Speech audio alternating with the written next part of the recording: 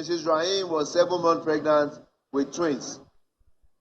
Mr. Speaker, concerned that the same incident happened earlier in the month, 7th of December to be precise, by officers from the same Ajue police station, gunned down a young man by the name Gafaru Braimo, which sparked a bit of civic unrest. Mr. Speaker, worried that this type of occurrence happens often across Nigeria and that the officers usually get away with shooting and killing same innocent citizens they swore to protect. Mr. Speaker, our prayer is that we should have a 1-minute silence in honor of the 2 gun victims in my constituency in the month of December. That an immediate investigation be carried out to get justice for the 2 victims. Mr. Speaker, police officers should be banned from consuming alcohol and other hard substances that is capable of inhibiting their sense of reasoning and capability to carry out their duties judiciously. That has been a sore point of the Yuletide, really. Heart rents. A lot of people still trying to grapple with what played out in Lagos, the Ajah area of Lagos, on Christmas Day. This morning we're taking a look at the issues that have come up, what we need to do to ensure that there's justice on the one hand, and this is not repeated, because this is one too many. And we're joined on the program this morning right here in our Lagos studio by Mandy Asagba, who's third vice president of the MBA, also president African Women Lawyers Association, OLA. And right next to her is Fumi Adeogun, treasurer MBA Spittle and pioneer chair, MBA body of vice chairman. Both join us in our Lagos studio this morning. Thank you for joining us on the program.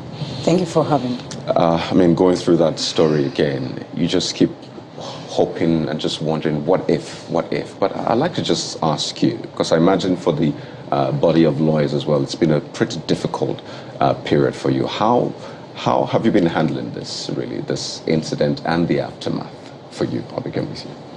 Thank you very much. The incident actually was highly unfortunate. Personally, Bolanle Raheem happened to be my own church member. She was a friend. We're in the same department, so the school teachers. And when I heard about this incident, the first person that called me was the chairman of MBA Keja branch. He called me early in the morning of 26th of December. Fumi, have you heard what happened? I said, what happened? A lawyer was shot dead. At where?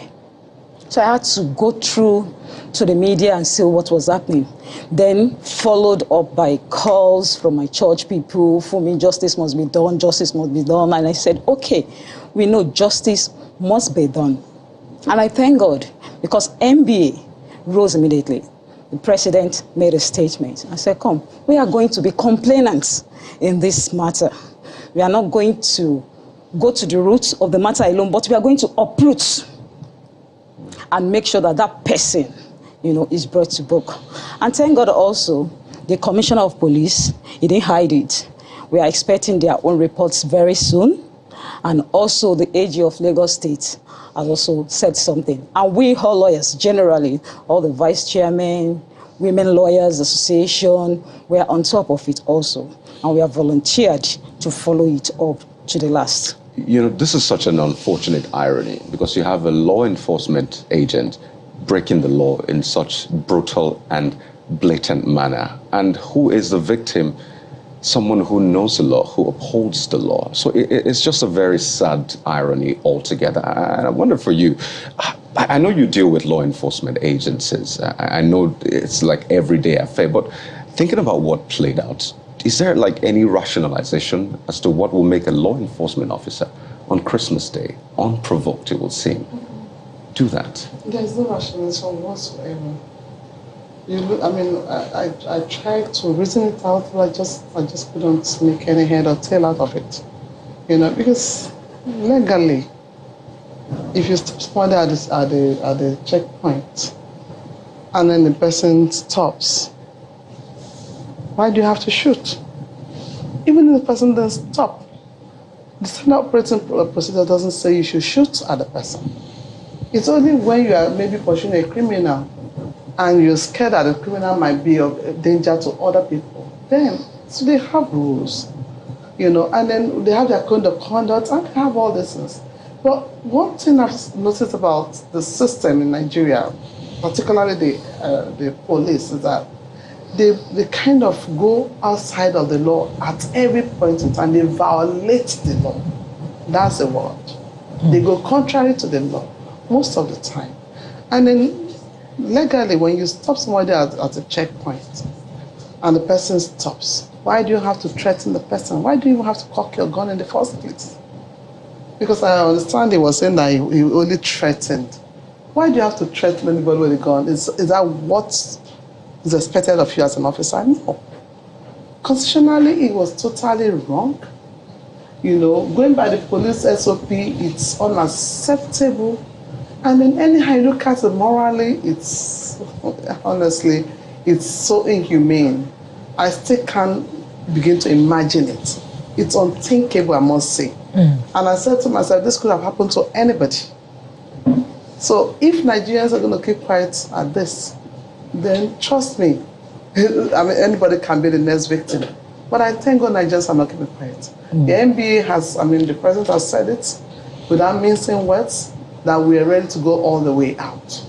We are ready to be the complainant with the family. We are also ready to ensure that we uproot, not just root to the root of the matter, but uproot the system of injustice happening in the land. We talk about, let's talk about NSAS. NSAS, I look at it like, what have we gained from NSAS struggle? It was actually to ensure that we have a police that is a friend to the people, to ensure that the police is well treated, to ensure that the police does not brutalize any Nigerian anymore.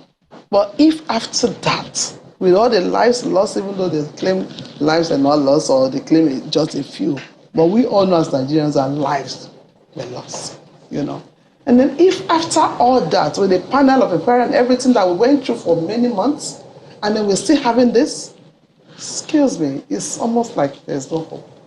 But then, as human beings, we must have hope, because if we don't have hope, then we're all dead. Yeah. What I'm looking at is a situation where the police will now, they need to sit down with their officers. It's no longer a case of, we have done this, we have done that. Right now, as I speak, the police has no business employing anybody who is not educated. Look at some of the approaches, to tackling it from the root, as both of you have rightly noted. First of all, let me commiserate with you on this very tragic loss of one of your members. May her soul rest in peace.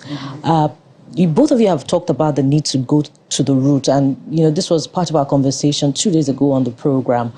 I wonder if it would be right to begin to take a second look at that division of the police command, the Ajiwe police station to be precise, because it's not just, the loss of your member that has been recorded. In that week, there was another member, and, we can also recall an incident from Lekki Axis as well.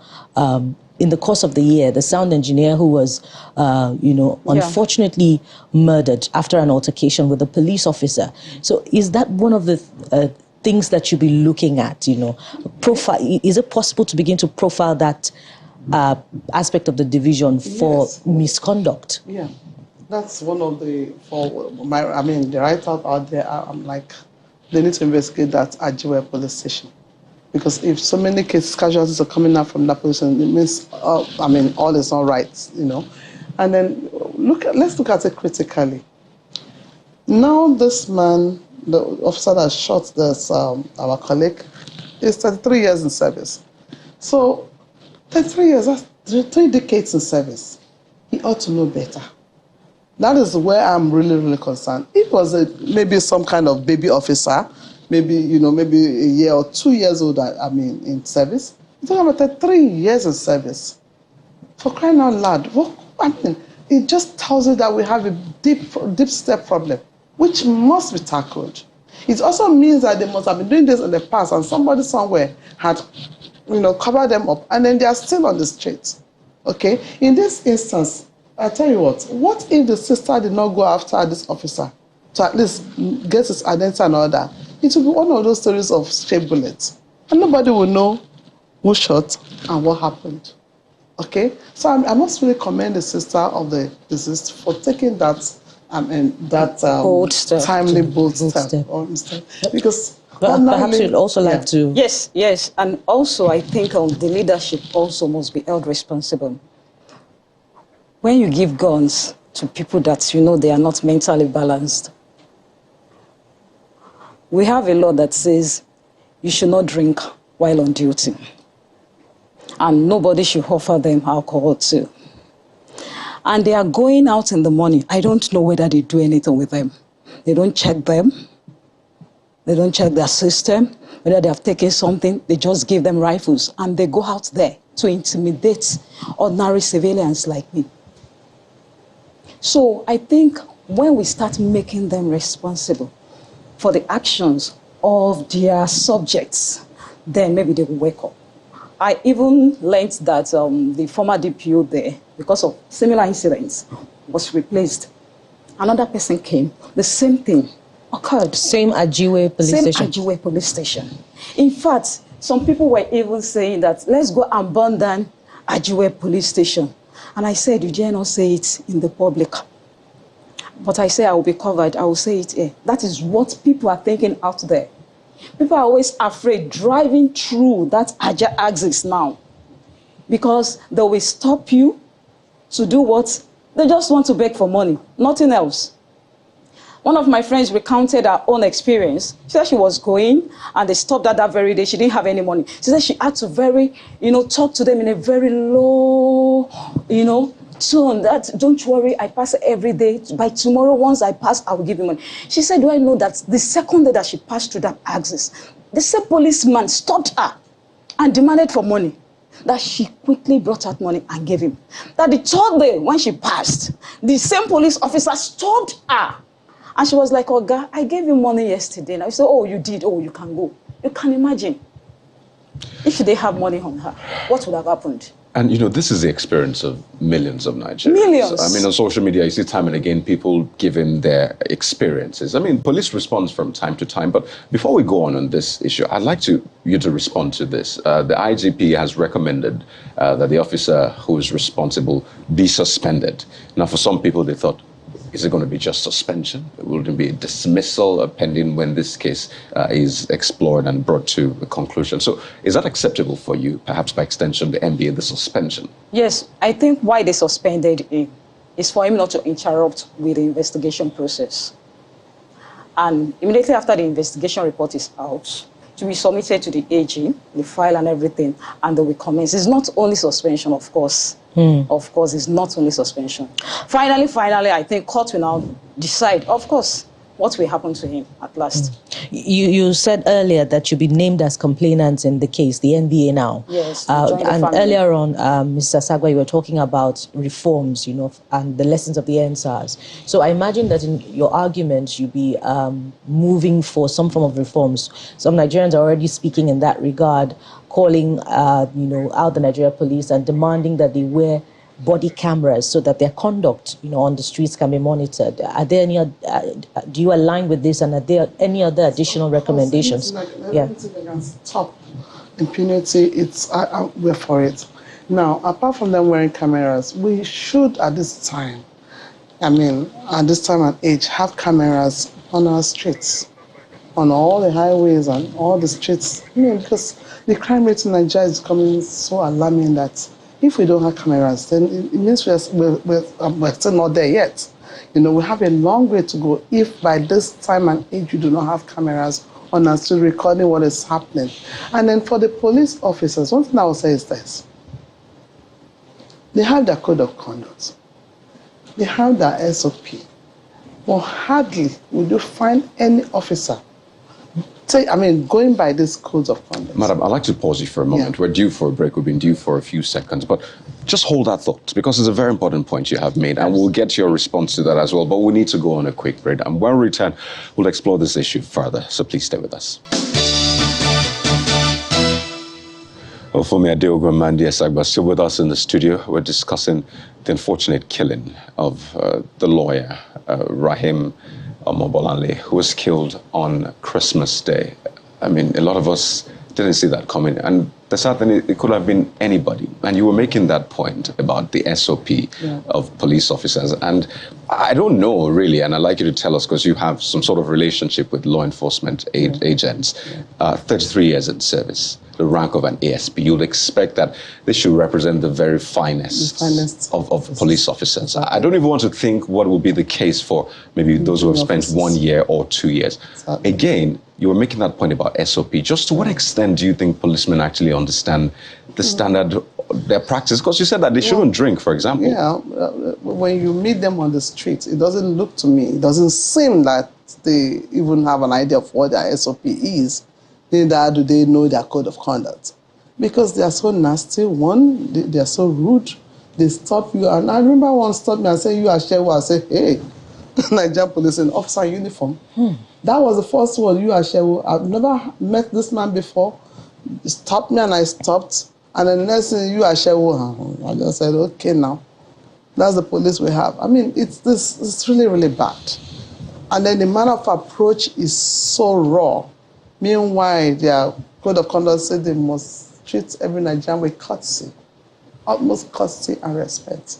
That's what the code of conduct expects of them, right? They stop you decently. Somebody tells you, "You stop it," you know. And then most of the time, when they don't stop you, maybe on the center lane, and they leave the side lane, come to the center lane and stop you, not caring whether there's space for you to even move or anything. So, I mean, the system is just that bad. And then the IG has actually said they should remove these checkpoints. They have disbanded them. What are they still doing on the streets is the question. A case happened on my estate some few months ago, in Ajao Estate. Every morning you are going to work. Unfortunately for me, my street is just next to where the checkpoint is. Every morning they stop me. So I've been late to court for several days because of these people. They will ask for the same. I said, "But you saw me yesterday. You have seen all this." "Oh, bring the wife to say it." But are we expecting too much from our police officers? They always say, "To whom much is given, much is expected." And there's always been a complaint about welfare. I mean, I know this, I mean, it's not an excuse to do that, but sometimes it's important to also raise the other issues. So they will say that to whom less is given, can you expect much from them? So is it a case of expecting too much from a set of people that too little has been given to? Again, it is not an excuse, but just to raise that point as well. Yes, thank you very much. It is not an excuse. Number one, you that you are going into that force, you know what the package is from the onset. And if you are entering the force with skill sets, do you expect them to give you like salary commensurate with a director or something? There is always a scale. But don't you think we should also then measure, of course, there the will hazards of their job as well? I'm going there. I'm going there. Of course, we cannot gloss over it. It must be done if we really want them to perform. However, when you now look at the people we are recruiting, and we have to go to the foundation. Some people are saying maybe they must have ND, at least for them to be in the police force. Because most of the people they are recruiting, maybe they are these good boys and girls in quotes. And when they come, even if you increase their salary, the same thing they are doing is still what they will use it to do. There is no transformation of mind. This colonial mentality is there. Some of them, inferiority complex. Once they see you, they see big cars, they see this. Where did you see money to buy this from? Are we on the same level? Am I doing what you are doing? Sure you get. So their mindset, once they put on that uniform, is that I'm going out there to catch a criminal. Forgetting the aspect that they have to protect life and property. They have to preserve law and order.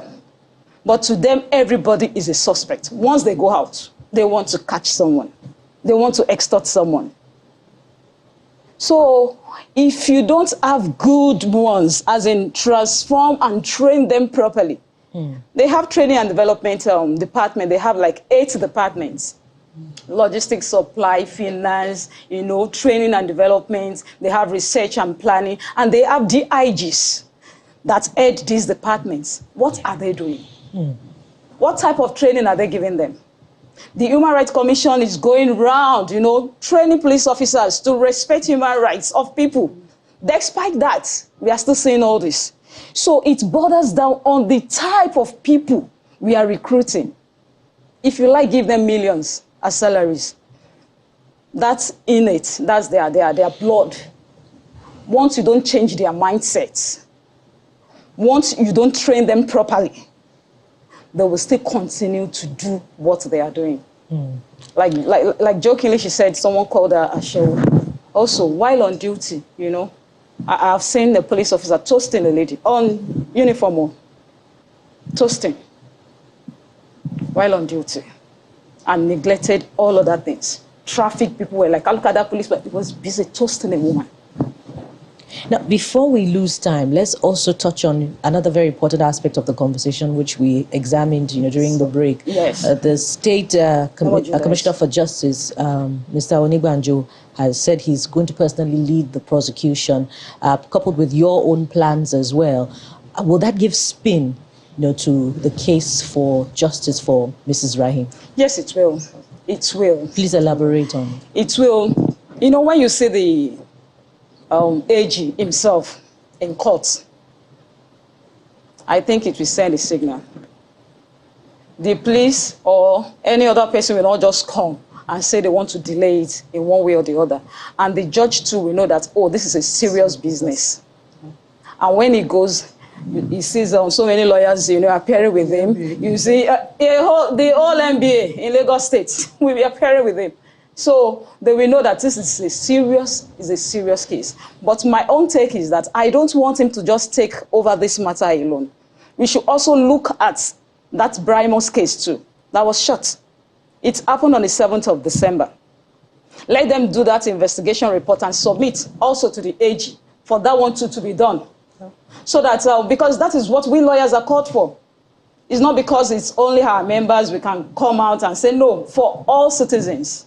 So this guy too deserves justice, and I think it should be done at the same speed. Right, and I think for all Nigerians, I'm coming to you on that point really, because a lot of Nigerians go through this. Sometimes it's swept under the carpet. Even though the police comes out to say, well, we've done this and this, they go on social media, put up reports and updates on that. But I mean, the AG cannot maybe represent every victim of police brutality, really.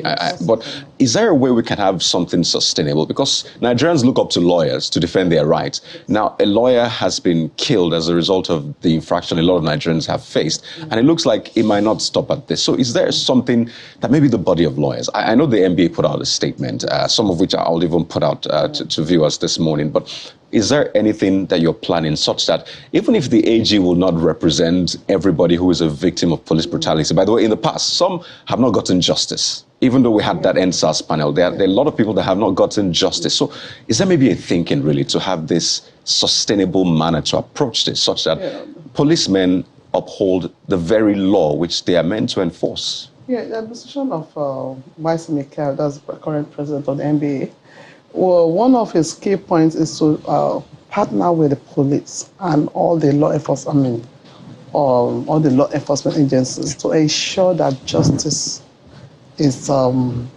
dispensed speedily. Now, how do you get justice dispensed speedily? The aspect of investigation is very key.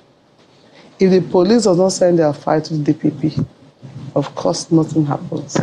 So once we have that rapport to ensure that the files are, duplicated and sent to DPP in good time, then we're talking about justice being on track.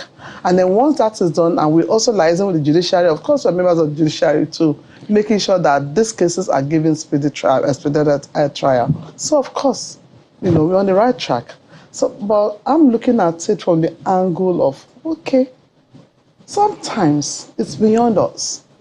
When it comes to witnesses, in a case like this, you don't be surprised that when you now call witnesses, some of them will tell you, I don't want to enter trouble. I won't go to court. So most of the time, that's the problem we have. You call for witnesses, you send out the witness summons, and you do everything, and they don't show up. Is that the expectation for this case? You know, there were 2 other officers with this officer there. Exactly. No, those officers, they just have to come if they are called to come, because they're officers. Okay. We're talking about people who must have been at the scene, who saw what happened. But the family members should suffice. And for some, yes, they should suffice. But at times, for you to really get the family member, at that point in time, they were too traumatized or even be able to say this is exactly what happened. But some people around there would have seen everything and can tell the story better than the people that, you know. So if this can come, of course, that would be good for us. They'll be making noise now, but tell them to come to court. That's another issue. So because we handle a lot of cases, criminal cases, I know that has been the problem. Why most of these cases are delayed. You don't get witnesses. You keep adjourning. At the end of the day, the court is frustrated and the next thing, okay, dismiss. Case is closed. That's it. You wanted to add So, something? but in this instance, I'm believing that we are going to go the extra mile. We might even become investigators in this matter. You want to add to Yes. that? Ms. Sagwa? Yes. You know, NBA has really done a lot. It's just for people to know what we are doing. If anything happens around your jurisdiction, I tell them, look for any NBA branch in your area. Go and lodge the complaint. They redirect. Like we have all the vice chairmen of branches. They are statutory chairpersons of Human Rights Committee. So once you know that NBA, we have like almost 123 or 124 branches all over. So in Lagos alone, we have like 5 or 6 now. So just look for any Nigerian Bar Association branch, go in there, lodge your complaints, and I can assure you that you will get justice. Also, NBA have Human Rights Institute. We have launched Sorosoke. I think it's just for us to create awareness to the public. Well, so what know is that this Sorosoke? Is it Sorosoke, that is speak out. Yeah. Okay, so is it like a Speak out. portal where people Yes, can... portal for NBA. NBA has that. Oh, interesting. Yeah, particularly in the digital age where events happen and you can use your mobile device to record. Lodge your complaints online. But people are not actually aware of this. I think we need to sensitize them more. You made a point which I'd like you to elaborate on, and because it looks like one too many. Who knows who will be next? Hopefully this ends here. And it looks like I don't know if it is not enough justice is not done, or the investigation is not done well. And you were making a point about the process of investigating, especially within the police force. Do you think it could be improved such that it is better done, justice is swiftly served, and anyone who's engaged in infractions will have it at the back of his mind that, well, I'm not going to be shielded. I'm going to be exposed and justice will be served. Do you have an issue with the current setup as it is right now? Yes. You know, we have a maxim that says, Nemo Judaeus cause in causa sua. You cannot be a judge in your home cause. Like when I read it online that the 2 officers that were arrested along with this alleged murderer, they've been released, haven't concluded their investigation. I said, wow, so if you can conclude this investigation so fast, why can't you conclude the other one too so fast? And shouldn't those officers, you know, bear responsibility for some form of culpability because they were there at the time of the incident? Of course, we know. Ordinarily, so if should it have to been be ordinary people, so they would fast? have charged you together with, for conspiracy, number 1. So I would like the CP to tell us why they were released. The report should be made public for us to know. Let's see the process, and let's see why you just quickly release them. You completed that investigation within how many hours? And on this one, we are still there. On Brimon's case, we are still there. On so many cases, we are still there. Investigation. There was even one I wanted to do. They said I have to pay. Can you pay for the investigation process? I'm sorry, you have to pay the police. I'm telling you. How much did they ask for? I still wonder why you had to pay, but... Well, that's a standard procedure for most police stations because there's no funding for investigation. They made me understand that for them to carry out that particular incident I complained about, they have to travel to maybe Akure. So I have to pay for logistics and everything. So at the end of the day, when you had the money, well, like I called my people, I said, it's better you settle this, madam. Let's go. And justice can be done in that case. Justice can never be done. So they're also victims in some sense. Yes. That's the word. That is it. Sorry. I was going to add to that, because Kadu made a very critical point about how we should prevent this from happening. And a part of the commentary, particularly on social media from Nigerians, is that, this happens most of the time, but the force within itself covers it up, and then, the police officer is transferred. Shouldn't we call out the force, for this kind of behavior, if it is a practice indeed that occurs within the force, such that we don't find an officer who has been somehow protected from this kind of behavior in another state of the federation, move to another state, and the conduct continues? Yes, I think if we can have something like a law that says, the leadership of that area or the state command will also be liable for anything they're subject to while on duty, I think it can mitigate it.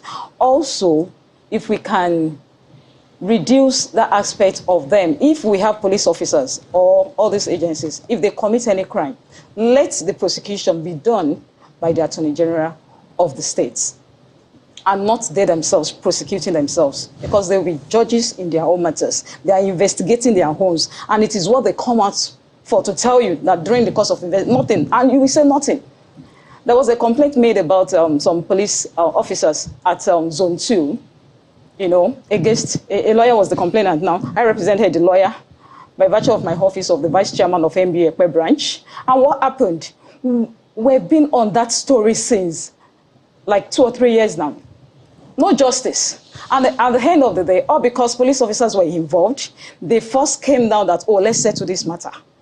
And when, lawyers were like, no, we are going to see the end of this, those police officers must be, brought to book, blah, blah, blah. The next thing they said, they got an advice from their own department, legal department, saying that our own lawyer, the complainant, should be charged to court. For Afri. What does that mean? You have to help us out here. Fighting in public. For fighting in public. Can you imagine? Oh dear. Sorry. That is what we are facing every day. That matter is still pending in Zone 2 as I speak. And I hope the AIG there will be listening to me, and maybe you can call me and say, come and elaborate more on this matter, and I'll be glad to do it. On the issue of the officers that were released, for me it's a no-no, because they were there at the scene. They did not do what I call the first, they did not give that immediate attention to ensure that that lady was taken to the hospital and treated immediately. Rather, they were interested in, running away. So they are culpable. So to letting them go, that is actually against their own code of conduct and SOP. Somebody is shot. If really they were remorseful, you have to first of all try and save that life. So running away shouldn't have been the first thing they should be thinking of doing at that time. So the fact that they even ran away, they're culpable. They could have saved that life. I just wanted to ask on a final note. Yeah, sorry, you talked about, I was reading the statement. Okay, please land on that. And then talking about the police as a body, you said something like, to whom much is given, much is expected, and to whom nothing or less is given, less is expected. Now, let's be real. I always say this. The police that we have in Nigeria, if you look at them ordinarily, they look frustrated. And they ought to be, because the system is not fair on them. You send people on the street to protect lives. Are you protecting their own lives? No. Is there any incentive? No. What is their salary? Can their salary actually sustain them for even a week or two? So we have a system where it's like they give incentive to people they should not be giving incentives to.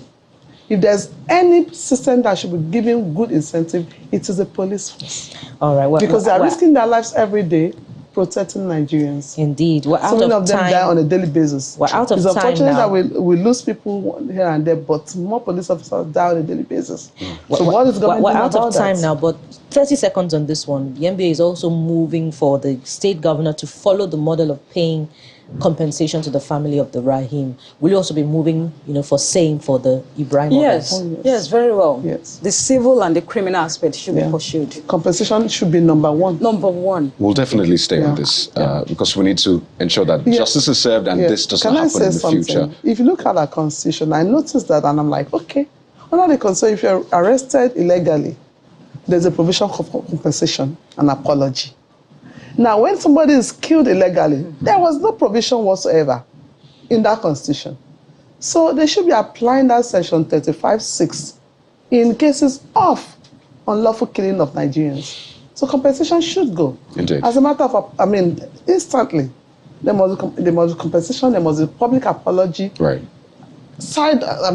Sideways with whatever prosecution they are doing or whatever trial they're going to do. All right. The force has Well, we'll stay with that. this, definitely. But we'd like to thank you so much. Mandia Segba is the third Vice President, MBA, also President of OLA, that's African Women Lawyers Association, as well as Funmi Adeogun, who is the Treasurer, MBA Spidal, and Pioneer Chairman, MBA Body of Vice Chairman. Ladies, thank you so much. Thank you. And again, our commiserations. Thank you so much.